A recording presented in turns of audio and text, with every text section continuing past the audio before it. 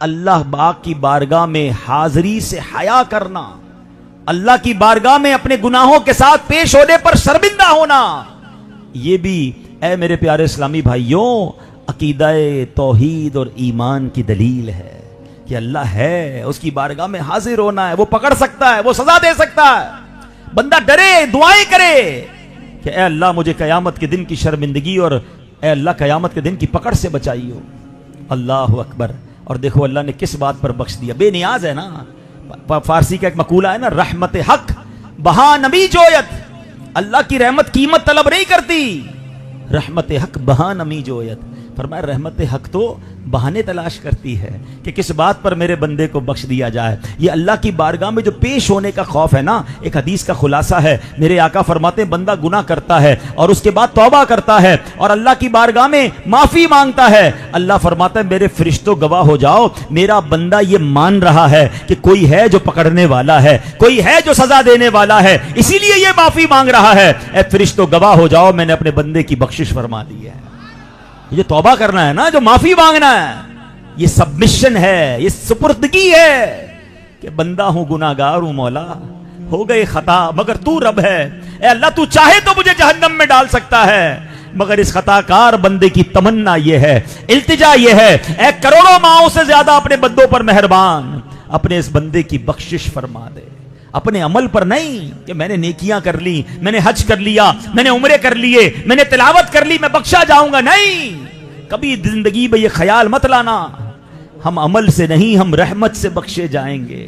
اگر اس نے عدل کیا نا تو وہ پنجابی شاعر لکھتے ہیں نا، عدل کریں تے تھر تھر کمبن اچیاں شانہ والے، اگر وہ انصاف کرے نا تو بڑی بڑی شانوں والے بھی ڈر کے کانپنے لگ جائیں گے۔ عدل کرے تے بخشے جاسن، عدل کرے تے تھر تھر کمبن اچیاں شانہ والے، فضل کرے تے بخشے جاسن میں ورگے منہ کالے۔ اے اللہ تو رحمت کرے گا تو میرے جیسے لوگوں کی بخشش ہوگی، انصاف ہوا تو مارے جائیں گے، کیونکہ رحمت دا دریا الہی ہر دم وگدا تیرا، جے ایک قطرہ بخشے مینوں کم بڑھ جاوے میرا۔ قیامت کے دن کچھ لوگ بڑے خوش ہوں گے اور کچھ لوگوں کے چہرے سیاہ ہوں گے۔ قرآن ان لوگوں کا ذکر کر رہا ہے، سنو اللہ فرماتا ہے وجوہ یومئذ مسفرہ ضاحکۃ مستبشرہ ووجوہ یومئذ علیہا غبرہ ترہقها قطرہ۔ ترجمہ کنز العرفان، بہت سے چہرے اس دن روشن ہوں گے، ہنستے ہوئے خوشیاں مناتے ہوں گے، اور بہت سے چہروں پر اس دن گرد پڑی ہوگی، ان پر سیاہی چڑھ رہی ہوگی۔ اللہ اکبر۔ جب قیامت کا دن ہوگا ہم سب اللہ پاک کی بارگاہ میں حاضر ہوں گے، اس دن ہر ایک الگ ہی پریشانی میں مبتلا ہوگا۔ کچھ خوش نصیب کیسے ہوں گے؟ ان کے چہرے چمک رہے ہوں گے، دمک رہے ہوں گے، اپنے نیک اعمال کو دیکھ کر ان کے چہروں پر مسکراہٹ ہوگی۔ اور گناہگاروں کا حال کیا ہوگا؟ وہ شرم سے پانی پانی ہو رہے ہوں گے، چہرے پر ہوائیاں اڑ رہی ہوں گی اور ان کے چہروں سے ذلت ٹپک رہی ہوگی۔ اے میرے پیارے اسلامی بھائیوں، ہم سب الحمدللہ توحید پر پکا ایمان رکھنے والے ہیں۔ اس کا عملی تقاضا یہ ہے کہ ہم اللہ پاک کے حضور حاضری سے حیا کیا کریں اور سوچیں کون سا منہ لے کر اپنے رب کی بارگاہ میں جاؤں گا۔ اپنے گناہ تو یاد کریں نا، ہیں؟ اللہ سے دعا کرتے ہیں مولا قیامت کے دن ہمارا چہرہ چمک رہا ہو، خوشیاں ہوں، اے اللہ چہرہ سیاہ نہ ہو جائے۔ آج کل لوگ بڑی باتیں کرتے ہیں، یار فلاں بڑا خوبصورت ہے، اس کا چہرہ بڑا چمکتا ہے، یار میرا ایسا چہرہ نہیں۔ ارے دنیا کی اس خوبصورتی کا کیا کرنا کہ دنیا میں چہرہ چمک رہا ہو اور قیامت کے دن سیاہ ہو جائے۔ اللہ سے دعا کرو مولا قیامت کے دن چہرہ سیاہ نہ ہو جائے۔ شیخ شادی شیرازی فرماتے ہیں مسجد حرام شریف میں کعبے کے طواف میں مصروف تھا، اچانک ایک شخص کو دیکھا جو کعبے کی دیوار سے لپٹ کر پھوٹ پھوٹ کر رو رہا ہے اور لب پر صدا کیا ہے، اے اللہ اگر میرے اعمال تیری بارگاہ کے لائق نہیں تو قیامت کے دن مجھے اندھا اٹھانا۔ لوگوں نے کہا اے شیخ کیسے دعا کر رہے ہو، کیوں یہ دعا کر رہے ہو، قیامت کے دن اندھا اٹھنے کی دعا کون کرتا ہے؟ تو کہتے ہیں میں اس لیے دعا کر رہا ہوں کہ اگر اللہ پاک کی بارگاہ میں میرے اعمال اچھے نہیں ہیں تو کیا منہ دکھاؤں گا، اس کی بارگاہ میں کیسے پیش ہوں گا، اس سے بہتر ہے مجھے اندھا اٹھایا جائے۔ شیخ سعدی شیرازی کہتے ہیں ہم نے پوچھا آپ کا نام کیا ہے؟ پتہ ہے اس شخصیت نے نام کیا بتایا؟ کہتے ہیں میرا نام عبد القادر جیلانی ہے، پیران پیر، ولیوں کے سردار شیخ عبد القادر جیلانی غوث پاک کعبے کی دیوار پکڑ کر کیا دعا کر رہے؟ مولا میرے اعمال اگر ایسے نہیں کہ میں تیری بارگاہ میں پیش ہو سکوں تو مجھے اندھا اٹھانا۔ میں اور آپ، ہم اور آپ کیا چیز ہیں؟ ہمارے تو گناہ ہی گناہ ہیں، خطائیں ہی خطائیں۔ کبھی شرم آئی کہ کیا منہ لے کر اللہ کی بارگاہ میں جاؤں گا؟ قیامت کے دن جب نامہ اعمال کھلیں گے تو میرا بنے گا کیا؟ میری بے حیائیاں، میری بے شرمیاں، میری کوتاہیاں، اکیلے میں رہ کر میرے گناہ کرنے جب کھول دیے گئے تو میں اپنے رب کو منہ کیا دکھاؤں گا؟ اے میرے پیارے اسلامی بھائیوں، عقیدہ توحید کا یہ عملی تقاضا ہے کہ بندہ اس بات کی حیا کرے کہ یہ گندا نامہ اعمال لے کر رب کی بارگاہ میں کیسے پیش ہوں گا۔ ہم اللہ سے دعا کرتے ہیں مولا اپنے اچھوں کے صدقے ہمیں معاف کر دے۔ اے اللہ قیامت کے دن جنہیں بلا حساب جنت میں داخل کیا جائے گا ان بلا حساب جانے والوں میں ہمارا نام لکھ دے۔ داتا حضور لکھتے ہیں کہ نفسانی خواہشات کو چھوڑ کر اپنے آپ کو اللہ پاک کے احکام کے تابع کر دینا، جو اللہ نے فرمایا وہ کرنا ہے، اپنے دل کی خواہشات، اپنی نفسانی خواہشات کے پیچھے بھاگنا۔ قرآن کیا کہتا ہے؟ اللہ فرماتا افرأیت من اتخذ الہہ ہواہ، کیا ترجمہ ہے؟ بھلا دیکھو تو وہ جس نے اپنی خواہش کو اپنا خدا بنا لیا ہے۔ حدیث پاک میں آتا ہے زمین پر پوجا جانے والا سب سے بڑا معبود خواہش نفس ہے۔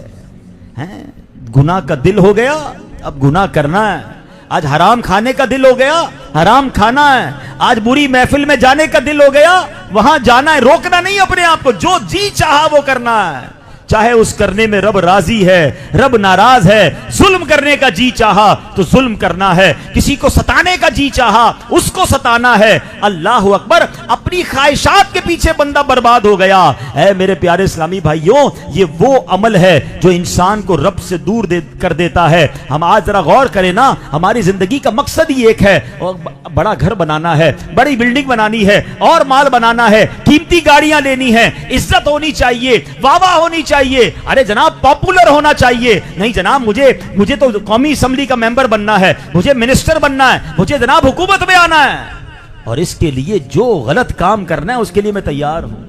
یہی تو خواہشات کی پیروی ہے، یہ توحید کا عملی تقاضا نہیں۔ جی چاہ رہا ہے، مگر پہلا سوال یہ ہو کہ جو کرنے کو جی چاہ رہا ہے وہ رب کی چاہت ہے کہ نہیں ہے؟ اللہ اس سے راضی ہوگا کہ نہیں؟ میں اپنی خواہشات تو پوری کر لوں گا مگر اپنی خواہشات پوری کرنے کے چکر میں اپنے رب کو ناراض کر دوں گا۔ اے میرے پیارے اسلامی بھائیوں سنو، میں آپ کو آپ کے نبی علیہ السلام کا واقعہ سناتا ہوں۔ حضرت عمر فاروق رضی اللہ تعالیٰ ایک بار بارگاہ رسالت میں حاضر ہوئے۔ کیا دیکھتے؟ ایک چمڑے کا تکیہ ہے جس کے اندر کھجور کی چھال بھری ہوئی ہے۔ نبی پاک علیہ السلام اس تکیے پر ٹیک لگائے ہوئے ہیں اور خردرے بان کی چٹائی پر لیٹے ہوئے ہیں۔ چارپائی پر کوئی بستر یا کپڑا نہیں ہے۔ جب نبی پاک علیہ السلام چارپائی سے اٹھے نا تو آپ کے جسم مبارک پر اس چارپائی کے نشان تھے۔ نبی پاک کی یہ انداز، یہ بے رغبتی، یہ دنیا دیکھ کر حضرت عمر فاروق کا دل بھر آیا، آنکھوں سے آنسو بہنے لگے۔ نبی پاک نے جب حضرت عمر کو روتے دیکھا تو فرمایا اے عمر کیوں رو رہے ہو؟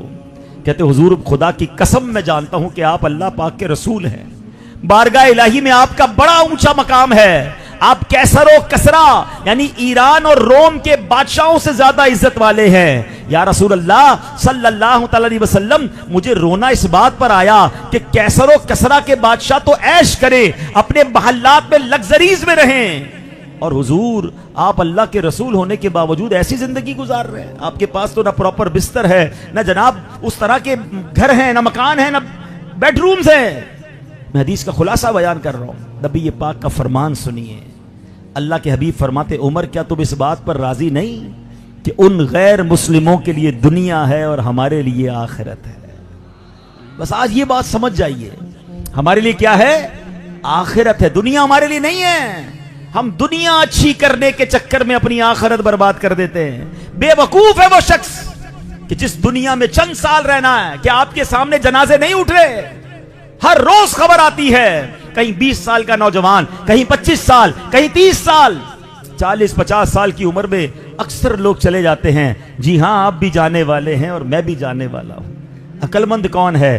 دنیا کو اچھی کرے یا آخرت کو اچھی کرے؟ آقا نے فرما دیا, اے عمر اس بات پر راضی نہیں کہ ان غیر مسلموں کے لیے دنیا ہو اور ہمارے لیے آخرت ہو, مگر آج ایک ہی فکر ہے, گھر اچھا ہو جائے, دنیا میں مالدار ہو جاؤں, دنیا میں عزت مل جائے.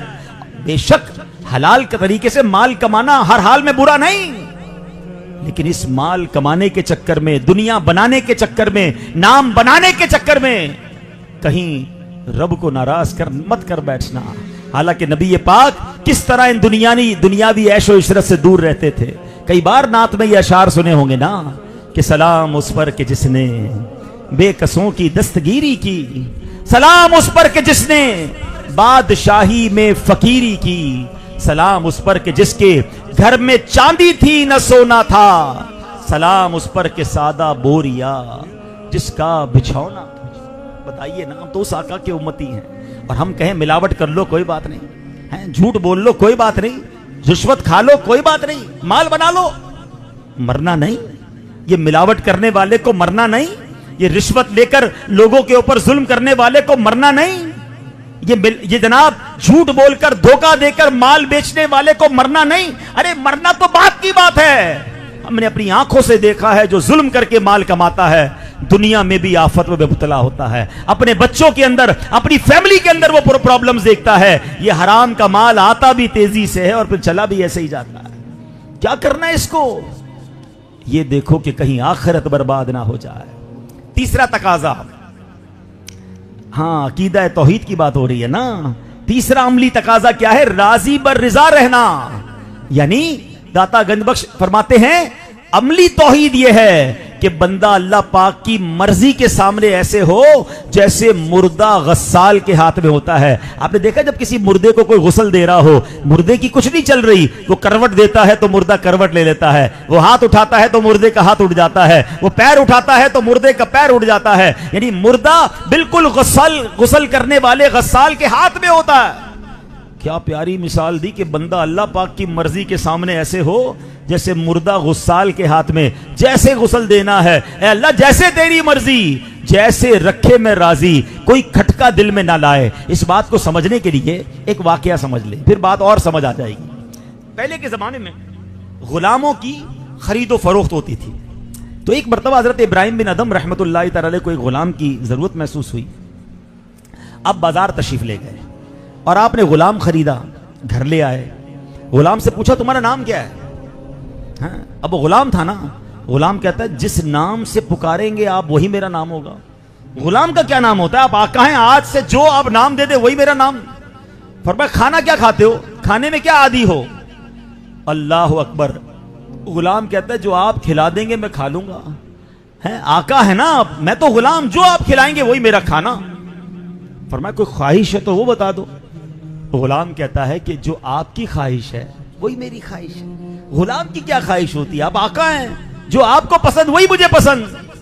اللہ اکبر. یہ بات تو حضرت ابراہیم بن ادم اور غلام میں ہو رہی ہے, مگر حضرت ابراہیم بن ادم کے دل پر جھٹکا لگا. آپ فرماتے ہیں یہ بندہ ہو کر, میرا غلام ہو کر مجھ سے ایسے باتیں کر رہا ہے.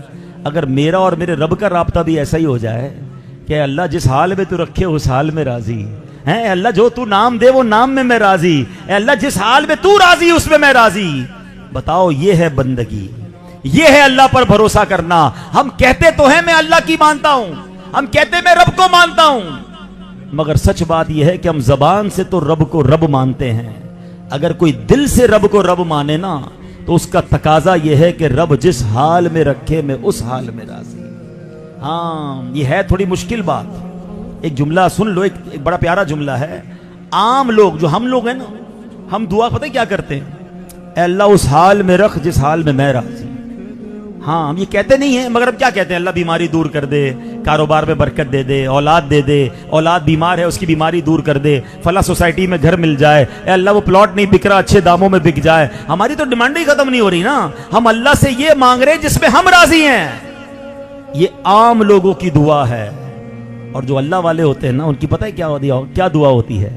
اے اللہ اس حال میں رکھ جس حال میں تو راضی ہے، اور میرے مولا اگر تو میری تکلیف میں راضی تو میں تکلیف میں بھی راضی، تو میری بیماری میں راضی تو میں بیماری میں راضی۔ اور یہ ہے بندگی کا وہ اعلیٰ معیار، یہ ہے توحید پر ایک عملی تقاضا کہ رب مجھے جس حال میں رکھے، کیونکہ وہ خالق ہے، وہ مالک ہے، وہ جانتا ہے میرے لیے کون سا حال اچھا ہے، مگر میں ہوں کہ میری ڈیمانڈیں ہی ختم نہیں ہو رہی۔ کبھی یہ کر کے دیکھو، پھر دیکھو اللہ کیسے نوازتا ہے۔ وہ پنجابی شاعر کہتے ہیں نا، جے سونا میرے دکھ وچ راضی، جے سونا میرے دکھ وچ راضی، میں سخنو چلے پاوا ہوں۔ فرماتے اگر میرا رب میرے دکھ میں راضی ہے نا تو پھر میں نے سکھ کا کیا کرنا ہے؟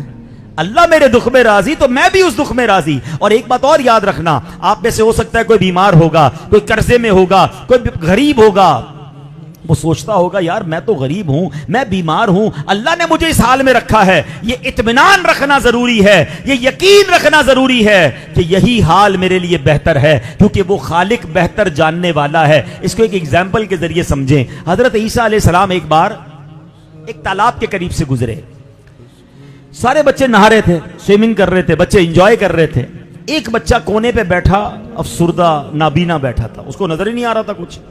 حضرت عیسیٰ نے دیکھا سارے بچے نہا رہے ہیں، انجوائے کر رہے ہیں، یہ ایک بچہ کونے پہ بیٹھا نظر ہی نہیں آ رہا اس کو کچھ، یہ تو انجوائے نہیں کر رہا۔ آپ نے اللہ سے کہا یا اللہ اس کو آنکھیں دے دے، یہ بھی انجوائے کرے، یہ بھی بچوں کے ساتھ کھیلے۔ آپ کی دعا قبول ہوئی، اللہ نے آنکھیں دے دی۔ وہ بچہ تالاب میں کودا، اس نے ایک بچے کو پکڑا پانی میں ڈبو کے مار دیا، دوسرے بچے کو پکڑا اس کو ڈبو کے مار دیا، تیسرے کو اس نے زخمی کر دیا۔ حضرت عیسیٰ حیران ہو گئے یہ کیا ہوا؟ آپ نے دعا کی یا اللہ اس کو پھر نابینا کر دے۔ اب سمجھ آیا اس کا نابینا ہونا ہی بہتر تھا۔ تو یہ بات یاد رکھو، اگر مجھے کچھ نہیں مل رہا نا یہ میرے لیے بہتر ہے، میں رب کا بندہ ہوں، وہ خالق ہے، اور یہ اس کی توحید پر یقین رکھنے کا عملی تقاضا ہے کہ وہ جس حال میں رکھے میں اس حال میں راضی رہوں۔ ہمارا ایک پرابلم بھی ہے، ہم غریب تو ہیں، ہم قرضے میں تو ہیں، ہم بیمار تو ہیں، مگر راضی نہیں ہیں، پھر فائدہ نہیں۔ آپ اب غریب تو ہوں، کر کیا سکتا ہوں، مگر اللہ نے معاذ اللہ ایسے جملے بھی کہہ رہے ہوتے میرے ساتھ انصاف نہیں ہوا۔ اللہ کو جو بے انصاف کہے وہ ایمان سے نکل گیا، ہاں اس کا ایمان ہی چلا گیا۔ یعنی آپ پریشان ہیں نا تو اجر کب ملے گا، مرتبہ کب ملے گا؟ جب اس پر راضی بھی رہو کہ مولا میں راضی ہوں۔ اب ایک حدیث سن لو، ایمان تازہ ہو جائے گا۔ میرے وہ تمام اسلامی بھائی اور وہ مجھے جو لائیو سن رہے اسلامی بہنیں، اگر آپ بیمار ہیں، آپ قرضے میں ہیں، آپ کرائے کے گھر میں رہتے ہیں، آپ کی تنخواہ تھوڑی ہے، آپ کا ہاتھ تنگ ہے، آپ کا دسترخوان ذرا تکلیف میں رہتا ہے، آج یہ حدیث سن لو، تسلی ہو جائے گی۔ میرے آقا فرماتے ہیں، سنو صلی اللہ تعالی علیہ وسلم، جو اللہ کے تھوڑے دیے پر راضی ہو جاتا ہے، جو بندہ اللہ کے تھوڑے دیے پر راضی ہو جاتا ہے، اللہ بھی اس کے تھوڑے عمل پر راضی ہو جاتا ہے۔ اللہ کی قسم یہ سودا مہنگا نہیں ہے، خدا کی قسم ہے، اگر مجھے دنیا میں تھوڑا ملے اور میرا رب میرے ٹوٹے پھوٹے عمل پر راضی ہو کر مجھے جنت میں داخل کر دے، یہ سودا مہنگا نہیں۔ مگر اس حدیث میں ایک شرط ہے، کنڈیشن ہے، جو اللہ کے تھوڑے دیے پر کیا ہے، ذرا زور سے بولو، راضی تو نہیں ہے نا۔ نے سویا رہے، مالک نہیں سو رہا اور غلام سو جائے، کھڑا ہو گیا، ساری رات کھڑا روتا رہا یہاں تک کہ صبح ہو گیا، ابھی نیا نیا مسلمان ہوا ہے۔ حضرت عبد الواحد بن زید کہتے ہیں کہ جب ہم کسی اور شہر میں پہنچ گئے، کنارے پہ لگ گیا جہاز، تو سارے دوستوں نے مل کر پیسے دیے کہ اب نیا نیا مسلمان ہوا، اس کی ہیلپ تو کرے نا۔ تو جب پیسے دیے تو کہتا کیوں دے رہے ہو؟ کہ تمہاری مدد کر رہے ہیں، ہمارے بھائی ہو۔ تو وہ بے نیازی سے کہتا ہے سبحان اللہ، تم نے مجھے وہ راستہ دکھایا جو تم خود بھی نہیں جان رہے۔ بھلا جب میں جزیرے میں تھا، غیر اللہ کی عبادت کر رہا تھا، اللہ پاک نے مجھے اس وقت بھوکا نہیں رکھا، اب تو ایمان لے آیا ہوں، اب کیوں بھوکا رکھے گا، اب کیوں ضائع کرے گا؟ مجھے تمہارے پیسوں کی ضرورت نہیں، وہ بندہ ویسے ہی چلا گیا۔ مگر واقعی اس بندے نے توکل سکھا دیا ہے۔ جب رب پر بھروسہ ہو تو پھر دنیا والوں کی ضرورت نہیں ہوتی۔ کچھ لوگوں کی عادت بن جاتی ہے، میں مدد ہی مانگتے رہیں گے، یار یہ دے دینا، تھوڑے پیسے دے دو اور پچھلے والے ملا کے واپس دے دوں گا، یعنی ان کی عادت بن جاتی ہے ہر وقت کسی نہ کسی سے مانگنا۔ ارے سب کو چھوڑو، رب سے مانگو، اللہ پر بھروسہ رکھو، دنیا والوں کی مال و دولت پہ نظر نہ رکھیں، اور اللہ خوددار کو پسند فرماتا ہے، اس کی مدد فرماتا ہے جو رب پر بھروسہ رکھتا ہے۔ تو بہرحال میرے پیارے اسلامی بھائیوں، آج ہم نے عقیدہ توحید کے بارے میں یہ بھی جانا کہ ہمارا عقیدہ کتنا واضح ہے، کتنا یقینی عقیدہ ہے کہ اللہ ہے اور اللہ ایک ہے، اس کا کوئی شریک نہیں، اور اس کی دلیلیں دنیا میں جا بجا بکھری پڑی ہیں۔ اور پھر ہم نے یہ جانا کہ ٹھیک ہے یہ تو ہم سب مانتے ہیں کہ اللہ ایک ہے، مگر اس کے پریکٹیکل تقاضے کیا ہیں۔ عقیدہ توحید پر میں عمل کرنے والا ہوں تو ہم نے اس کی 4 نشانیاں جانی۔ پہلی کیا تھی؟ اللہ کے سامنے حاضر ہونے میں حیا کرنا، اللہ کی بارگاہ میں پیش ہونے سے شرم کرنا اور اپنے گناہوں سے توبہ کرنا۔ دوسری کیا تھی؟ کہ اپنی خواہشات کے پیچھے بھاگ کر اپنے رب کو ناراض نہیں کرنا ہے، رب کی رضا پر عمل کرنا ہے۔ تیسری عملی تقاضا کیا تھا؟ کہ ہم اللہ کی رضا پر راضی رہیں، اس کے فیصلوں پر راضی رہیں۔ اور چوتھا عملی تقاضا حضور داتا گنج بخش علی حجویری نے کیا فرمایا؟ وہ فرماتے ہیں کہ بندہ رب پر بھروسہ کرے، توکل کرے، پھر اللہ اس کی غیب سے مدد فرماتا ہے۔ تو اے میرے پیارے اسلامی بھائیوں، ان باتوں کو ہم نے یاد بھی رکھنا ہے، اور الحمدللہ ایسی پیاری باتیں دعوت اسلامی کے پیارے پیارے ماحول میں سکھائی جاتی ہیں، جہاں ہمارے عقیدہ توحید کو بھی مضبوط کیا جاتا ہے، ہمارے عقیدے کا اہم جز عشق رسول کو سبحان اللہ مضبوط کیا جاتا ہے، بلکہ عشق رسول کے جام بھر بھر کر پلائے جاتے ہیں۔ عقیدہ ختم نبوت پر ہماری شاندار تربیت کی جاتی ہے۔ ایک بچے کو یہ سکھایا جا رہا ہے، سب مل کر جواب دیں گے، محمد مصطفیٰ احمد مجتبی سب سے آخری نبی، عقیدہ سب صحابہ کا، عقیدہ اہل بیت کا۔ اس وقت 2 محاذ اسلام کے خلاف 2 بڑے اٹیک ہو رہے ہیں۔ ایک عقیدہ توحید پر اٹیک ہو رہا ہے، یہ گھبراہٹ ڈالی جا رہی ہے، یہ سوال ڈالا جا رہا ہے کہ اللہ ہے یا نہیں۔ ہم نے اس عقیدے پر مضبوط رہنا ہے اور اپنے بچوں کو بھی مضبوط کرنا ہے۔ ہم خود تو مضبوط ہوتے ہیں، بچوں کو چھوڑ دیتے ہیں۔ بچہ کبھی کسی کو سن رہا ہے، کبھی کسی کے ساتھ بیٹھ رہا ہے، اسکول میں کہاں جا رہا ہے، دوستوں میں کہاں جا رہا ہے، کوئی فکر نہیں والدین کو۔ ایسا نہ ہو کچھ عرصے کے بعد آپ کا بیٹا ہی آپ کو کہے کہ میں اللہ کے ایک ہونے پر یقین نہیں رکھتا، کیا کرو گے؟ پھر دوسرا اٹیک وہ کیا ہے؟ وہ عقیدہ ختم نبوت پر ہو رہا ہے۔ اپنے بچے کو اس بات پر ایسا مضبوط کر دو کہ نیند سے اٹھا کر کوئی پوچھے کہ بتاؤ سب سے آخری نبی کا نام کیا ہے، تو وہ پکار اٹھے کہ محمد مصطفیٰ سب سے آخری نبی۔ یہ ہم سب کا فائنل ڈیسیشن ہے، فائنل عقیدہ ہے۔ یاد رکھیے، جس طرح اللہ کو ایک ماننا ضروری ہے، اسی طرح جناب رسول اللہ علیہ الصلوۃ والسلام کو اللہ کا آخری نبی ماننا ضروری ہے۔ اس کے بغیر ایمان کمپلیٹ نہیں ہوگا۔ تو الحمدللہ آپ کی اور میری دعوت اسلامی بھائیوں کی، اسلامی بہنوں کی، ہمارے بچوں کی، ہمارے آنے والی نسلوں کی عقائد کی حفاظت کر رہی ہے۔ اجتماع میں آئیں، قافلوں میں سفر کریں، اپنے گھر والوں کے ساتھ بیٹھ کر مدری چینل دیکھیں، اپنے بچوں کو مدارس اور جامعات میں داخل کروائیں، کیونکہ میرے مرنے کے بعد میرا بچہ نیک ہوگا، میرا بچہ صحیح العقیدہ ہوگا تو وہ میری مغفرت کا اور میرے لیے صدقہ جاریہ کا باعث بنے گا۔ خدا نہ خواستہ بچے کا ایمان اور عقیدہ ہی چلا گیا تو مرنے کے بعد میرا کیا بنے گا؟ یہ سب ہمیں فکر کرنی ہے۔ تو اے میرے پیارے اسلامی بھائیوں، اس پرفتن دور میں، اس فتنوں کے دور میں دعوت اسلامی ہم سب کے لیے ایک بڑی نعمت ہے۔ اور سبحان اللہ، خوشخبری کی بات یہ ہے کہ اب سے کچھ دنوں کے بعد ربیع الاول بھی آنے والا ہے۔ اللہ پر ہمارا کامل یقین ہے، اللہ ایک ہے۔ اس کی دلیل کیا ہے؟ آج کل جو ایتھیسٹ ہوتے ہیں، ملحد، بڑا زور لگاتے ہیں کہ اللہ پاک ہونے کی دلیل دو، تم ایک خدا کو مانتے ہو، دلیل دو۔ افسوس یہ عقل کے اندھے اگر خود اپنے وجود پر غور کر لینا، اپنے ارد گرد پھیلی ہوئی اتنی بڑی کائنات پر غور کر لیں تو پتہ چل جائے گا کہ بنانے والا کوئی ہے۔ قرآن فرما رہا ہے، ام خلقوا من غیر شیء ام هم الخالقون۔ اللہ فرماتا ہے کیا وہ کسی شے کے بغیر ہی پیدا ہو گئے، کسی شے کے بغیر ہی پیدا کر دیے گئے ہیں، یا وہ خود ہی اپنے خالق ہیں؟ اللہ اکبر! قرآن کیسی دعوت دے رہا ہے کہ ذرا غور تو کرو، کیا تم بغیر کسی چیز کی خود بخود پیدا ہو گئے؟ کیا تم نے خود ہی اپنے آپ کو بنا لیا ہے؟ ذرا تھوڑا بات کو سمجھیے گا۔ اگر میں آپ سے پوچھوں کہ ہماری پیدائش کا سبب کیا ہے تو عقل مند آدمی کہے گا میرے ماں باپ میری پیدائش کے سبب ہیں۔ اچھا، آپ کے ماں باپ کی پیدائش کا سبب کون ہے؟ آپ کہیں گے میرے دادا دادی، میرے نانا نانی ہیں۔ اچھا، اوپر جائیں تو اس پوری کائنات میں فرشتوں اور جنات کے علاوہ صرف ایک انسانی عقل مند اور باشعور مخلوق ہے، چاند پر پہنچ جانے کا دعویٰ کرتا ہے، گاڑیاں بنا لیتا ہے، جہاز بنا لیتا ہے، انجن بنا لیتا ہے۔ اب بتاؤ جب وہ انسان اپنے آپ کو خود نہیں بنا سکتا تو یہ پہاڑ، یہ کہکشائیں، یہ جناب سمندر، یہ دریا، یہ خود کیسے بن سکتے ہیں؟ عقل و شعور والا شخص اپنے آپ کو خود نہیں بنا سکتا، وہ کسی کا محتاج ہے۔ اور اوپر چاہتے چلے جائیں تو پتا چلے گا کہ یقیناً اس کائنات کو بنانے والا کوئی ہے، اور جب غور کریں گے کون ہے تو وہی خدا ہے، وہی رب ہے، وہی تو ہے جو نظام ہستی چلا رہا ہے۔ ہاں وہی تو ہے جو نظام ہستی چلا رہا ہے، میرا خدا ہے۔ ام ہم الخالقون، قرآن نے بڑا کمال کا کوسچن کر دیا ہے، کیا وہ خود ہی اپنے خالق ہیں؟ اب ایک اور زاویے سے ذرا سمجھیے، کیا لوگوں نے خود ہی اپنے آپ کو بنا لیا؟ مثلا میں جیتا جاگتا انسان آپ کے سامنے ہوں، جب میں نہیں تھا، پیدا ہی نہیں ہوا تھا، تو یہ کیسے ہو سکتا ہے کہ جب میں نہیں تھا اور اپنے آپ کو بنا لوں؟ جو چیز ہے ہی نہیں وہ اپنے آپ کو کیسے بنا سکتی ہے؟